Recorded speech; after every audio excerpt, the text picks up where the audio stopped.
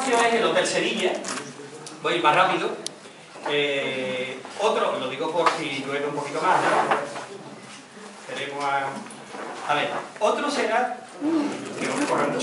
Otro será el edificio del Palacio de Marzales.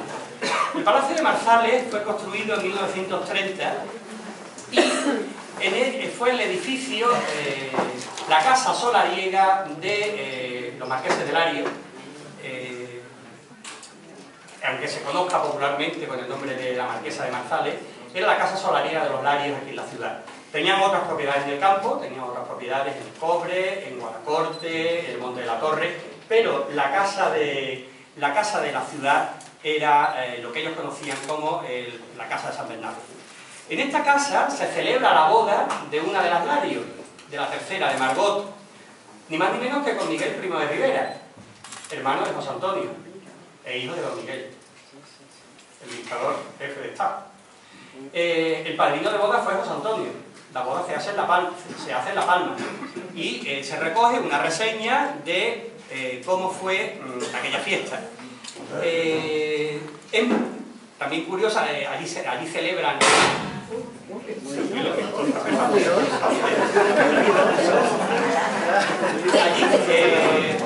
Hay algún espectro por aquí que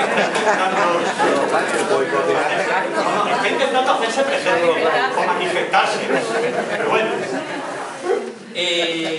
Voy a leerle la reseña que se realiza de la boda de la hija menor de los Larios de Fabiola, que creo que aún vive en la casa de ahí de Pelayo. Y fíjense ustedes además para ver la relación, la estrechísima relación entre la sociedad algecireña y la sociedad de Inglaterra. Después de la ceremonia, los asistentes se trasladaron a San Bernardo, residencia de la Marquesa de Marzales, donde se sirvió una cena a la que siguió un animado baile. Entre los concurrentes se encontraban el general gobernador de Gibraltar y su esposa, la señora de Kenneth, Lady Anderson, el cónsul de Gran Bretaña en Algeciras y numerosas personas de la sociedad de Gibraltar, de Algeciras y Madrid. Desde aquí digo que está por hacer y por realizar un estudio de esta familia. Se han realizado algunos, sobre todo lo que tiene que ver con su relación con la sociedad de San Pablo y demás, pero resultaría, yo creo que se está pidiendo ya un estudio de lo que se coció en esta casa de San Bernardo. Se cocieron aspectos trascendentales para la historia universal. Y no quiero utilizar aquí, ahora todos los acontecimientos son históricos y son importantísimos y trascendentalísimos. Este sencillamente afectó al devenir de la Segunda Guerra Mundial y por tanto a la historia universal. Y todo esto se coció en esta casa de San Bernardo. Bien. También es magnífico también el capítulo que realiza del Parque María Cristina, una vez que... Fíjense, voy a elegir un fragmento de una reseña de la Revista Española de 1833, donde se especifica ya que la salida norte de la ciudad ha sido ya absolutamente urbanizada y está perfectamente ajardinada. La reseña periodística dice lo siguiente: las inmediaciones áridas, antes y desagradables de Algeciras se han convertido ya en dos hermosos paseos de árboles, merced al celo y actividad del excelentísimo señor don José Canterac, comandante general del campo de Gibraltar, auxiliado por el ministro del Fomento General del Reino. El primero de estos paseos, y ya se habla de dos paseos, el primero de estos paseos es notable por su bellísima disposición, el segundo por su graciosa idea debida a don Mariano Carrillo, coronel de ingenieros. Su Majestad se ha dignado a manifestar al señor Canterac su real satisfacción por esta obra y honrar con sus elogios el plan y la ejecución de ella. Luego, en 1833, el parque está ya perfectamente configurado. Luego pasará por infinidad de vicisitudes. Del mercado, obviamente, pues también no me resisto a leerles algo. No tanto del mercado de Torroja, que es más conocido y tal, sino del mercado antiguo. El mercado antiguo tampoco era el mercado de Casillas de la Plaza Baja. El primitivo mercado era el que estaba en la Plaza de la Verdura, justo en la calle de Bastri, me van a permitir que haga publicidad porque cerró el negocio. La calle Emilio Castelar, ahí es donde estaba el primitivo mercado de Algeciras, con unas condiciones absolutamente deplorables. Y por acta de sesión municipal de 1819 se señala lo siguiente, de en qué condiciones estaba el mercado de Algeciras antes de ser trasladado a la Plaza Baja. La mala localización y situación que tenía el mercado de las verduras, frutas, carnes frescas y otros artículos que son de compra diaria para los vecinos, pues aquello no es otra cosa más que un pedazo de calle, mal empedrada y cuesta pendientísima, causa por la que no podía verse limpia. A lo cual se agrega que estando el peso público para los molineros en el mismo paraje, a cada paso atropellan las bestias, la gente y todo lo que había en ella lo convertían en un lugar muy a propósito, en un lugar nada a propósito para semejante establecimiento. Así que por el decoro de la ciudad y comodidad es necesario trasladarlo a la Plaza Baja, capaz de todo por su gran tamaño. Bien, otros edificios, muy rápidos, son las lonjas de pescado, los varaderos de la Isla Bella y del Rodeo, mi querido Instituto Cursal, la Escuela de Arte y Oficio, la Ermita de los Milagros, también se especifica, no voy a utilizar ya más, una reseña muy interesante de su bendición, de su inauguración el 9 de septiembre del 45, de la primera grúa eléctrica del puerto de Algeciras, proveniente del puerto de Motril, de las obras del Muro de Ribera, paseo marítimo, cuyo objetivo fueron unas obras realizadas por la Junta de Obras del Puerto, básicamente, y cuyo objetivo fue la primera circunvalación de la ciudad y la primera salida directa de la mercancía del puerto hacia Málaga. El edificio de la Junta de Obras del Puerto, la Comandancia de Marina, la aduana, el Club Náutico, la presa del cobre que se inaugura en 1951 y tuvo una tremenda importancia para el desarrollo del puerto. Ya por aquel entonces la Junta de Obras del Puerto había previsto que atracaran una serie de transatlánticos, como luego a lo largo de los años 60 sucedieron, y para darle servicio de agua a todos esos transatlánticos se construye la presa del cobre, pero también de esa presa beben muchas industrias de la ciudad, como la fábrica de corchos andaluces, fábricas de cerámica, el almacén de gas butano de Julio González Cajero de Santa Águeda, o casi todas las fábricas de conserva. Y el último edificio de estos conservados sería el muelle pesquero. Bien, la última parte del libro está formada por monumentos y edificios desaparecidos. Entre ellos está el Ojo del Muelle, que sería la puerta de las antiguas atarazanas. Hay una magnífica imagen con una reconstrucción de la puerta árabe de entrada a esas atarazanas, con el rebaje oportuno del suelo.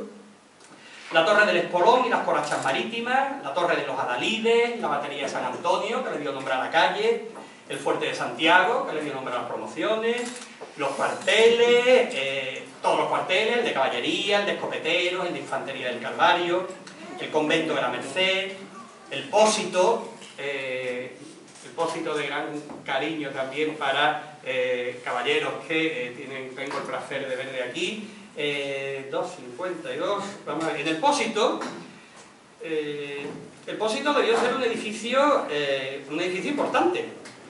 Un edificio importante y fue un edificio en el que se centra el conflicto entre la nueva ciudad de Algeciras y el Ayuntamiento de San Roque.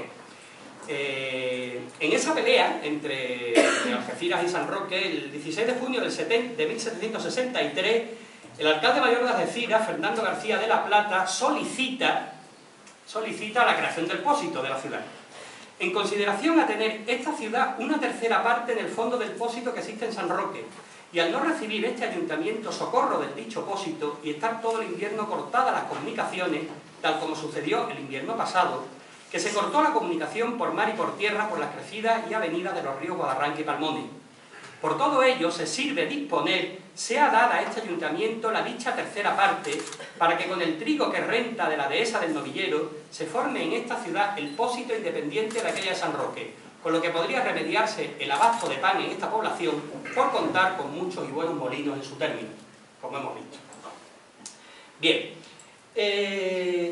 otros edificios perdidos son la Capilla de la Dehesa de la Punta, las fuentes públicas, desde la fuente del Tejarillo, la de la Fuente Nueva, la de la Plaza Alta, la del Mercado, el Matadero, las plazas de toros, tanto la de la Constancia como la de la Perseverancia, que fue una rehabilitación de la primitiva plaza de la Constancia.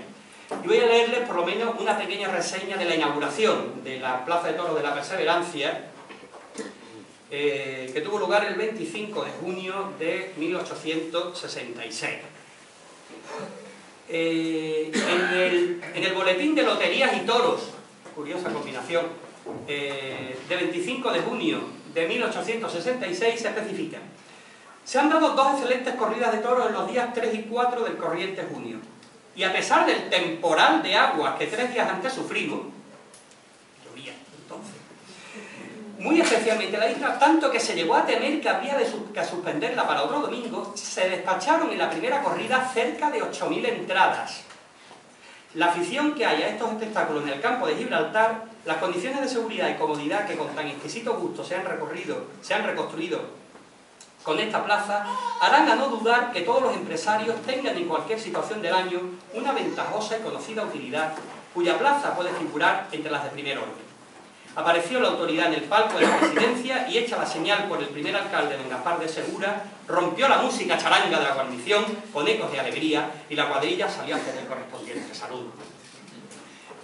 Bien, otros edificios desaparecidos son los 3 teatros de los que contó Algeciras a principios del siglo XX, que fueron el Teatro Principal, que estuvo operativo desde finales del siglo XVIII hasta 1927, el Casino Cinema, de 1916 a 1970, y el Teatro Variedades, que era el que estaba en el parque, que funcionó de 1881 a 1912. Tampoco me resisto a leerles la reseña de su incendio. Somos ciudad de incendios. También, por suerte, solemos recuperarnos de los incendios, mejor o peor. Es una reseña intencionada, escrita por Emilio Morilla, que fue el que yo ya denomino el alcalde ceramista, y Juan Carlos Pardo también. Luego será alcalde el que rehabilitará la Plaza Alta, el parque, el salón de plenos, etcétera, etcétera, ¿no? Y él se opuso, cuando siendo concejal, se opuso reiteradamente a la asistencia de ese teatro en el parque, porque las condiciones no eran las mejores. Una vez que se produce el incendio, pues reivindica toda su posición anterior en la siguiente reseña del diario La Época, del 13 de junio. El teatro de verano, en el que se daban funciones de cinematógrafo, ha sido pasto de las llamas al terminar la última sección, cuando quedaban 40 o 50 personas que milagrosamente pudieron salvarse. Tenía una sola puerta y la cabina estaba situada encima de la misma, dificultando la salida. Se han distinguido en el salvamento las fuerzas de Covadonga, de la Guardia Civil y varios paisanos, quienes sacaban de las barracas adosadas al cine a las personas que en ellas se hallaban durmiendo. A consecuencia del incendio, varios industriales feriantes han perdido totalmente su género, calculándose en 20.000 duros las pérdidas. Son unánimes las censuras a las autoridades por haber consentido el funcionamiento de un espectáculo que ha estado tan a punto de producir una catástrofe por las malas condiciones en que estaba instalado. Entre las casetas que han sido pasto de la llama figura del ayuntamiento. Bien. Ya sí que otros edificios.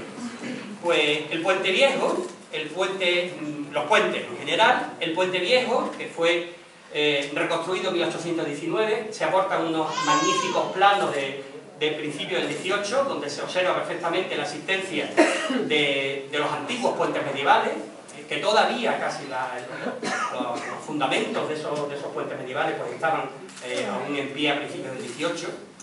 El puente de la Conferencia, que se construye en 1905, como señala Antonio Torremocha, porque el Puente Viejo, como han visto ustedes en infinidad de fotos, era un puente en forma de lomo de buey, en forma de lomo de asno, y para subir al puente se necesitaba subir una serie de peldaños, de escalones, y obviamente como un acontecimiento como el de la Conferencia, con esa y ese chevron, es absolutamente impensable que los delegados tuvieran que bajarse de las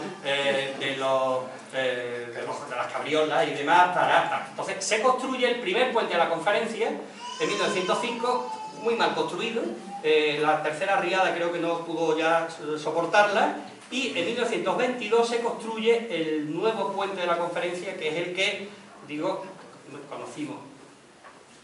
Yo lo conocí, algunos de ustedes que son muy jovencitos no lo habrán conocido. Pero en fin, otros puentes serán el Puente del Matadero, construido sobre el primitivo puente medieval, y el Puente del Ferrocarril. Otros edificios son la pescadería, la antigua pescadería de la Marina, fue construida por la Fundición Portilla Guay Cancía, que es el que hizo la pescadería del Barranco de Sevilla, al lado del puente de Triana. Fue desmantelada en 1914, luego reconstruida, luego posteriormente destruida con la construcción del nuevo paso marítimo. El muelle viejo, el muelle de madera, el muelle de la Galera, el muelle de Villanueva, la Marina y el muelle de Ribera, el Cursal, fundado por Jorge Coasetancourt, el edificio de Sanidad Marítima o Exterior, diseñado por el ingeniero Castro Rodríguez del Valle, o los diversos rompeolas con las grúas de los rompeolas. O sea, formaban parte de la perspectiva de Algeciras, tanto el Titán como el Goliat, y aquí Antonio Torremocha realiza una magnífica descripción de cómo la Junta de Obras del Puerto hace lo posible y lo imposible por traer desde el puerto del Arache a estas dos grúas que forman parte del imaginario colectivo de algunos de nosotros. Otros espacios son el ferrocarril que iba hasta la cantera de los Hijos, las casetas para pesquería, las estaciones marítimas, las diversas estaciones marítimas, la primera que fue del año 27, luego fue ampliada y reformada en 1950, luego fue construida de nuevo en el 66 y la actual del año 98, o la carretera de acceso a la Isla Verde, que sustituía al antiguo puente que medía exactamente 425,35 metros. Es que hay gente que me ha preguntado muchas veces cuánto medía exactamente el puente de la Isla Verde. No sé, qué interés habría en saber exactamente. Aparece 425,27. Bien, y el último espacio es el muelle de la Peseta.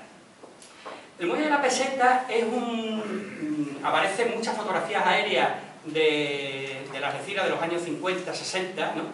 Era una especie de espolón que salía de la carretera que unía la Isla Verde con el continente, y ese espolón se construyó para que atracaran los barcos que iban a Ceuta y a Tánger, no los pesqueros y tal.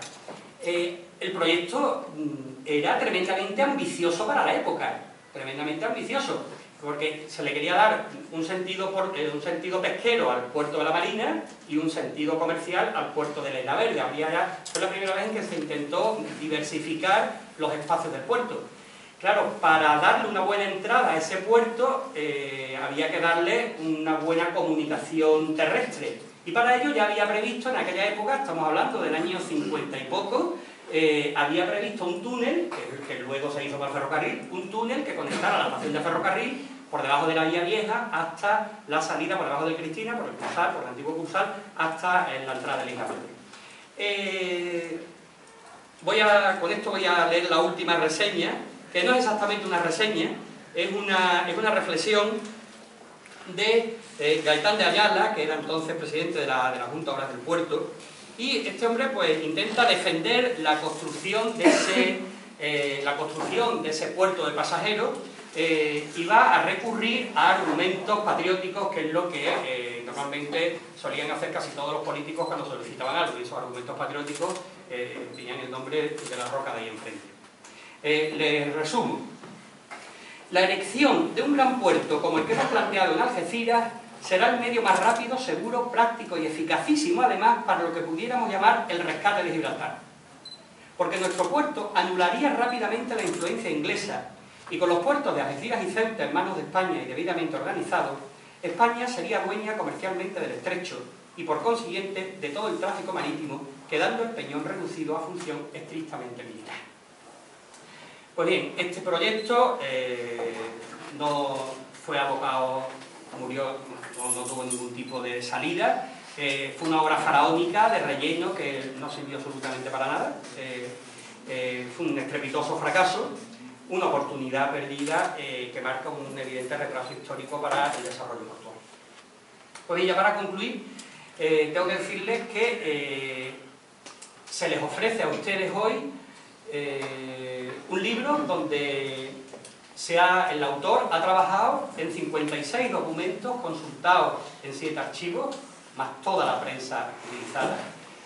140 títulos bibliográficos, 474 fotos, 400 páginas. Como ven, vuelvo a los números para cerrar esto, porque como ya decía McLuhan, la mano que escribió una página construyó una ciudad. Para escribir estas 400 páginas se han necesitado muchas horas de trabajo, mucha investigación y un buen hacer que yo les ofrezco a ustedes. Muchas gracias.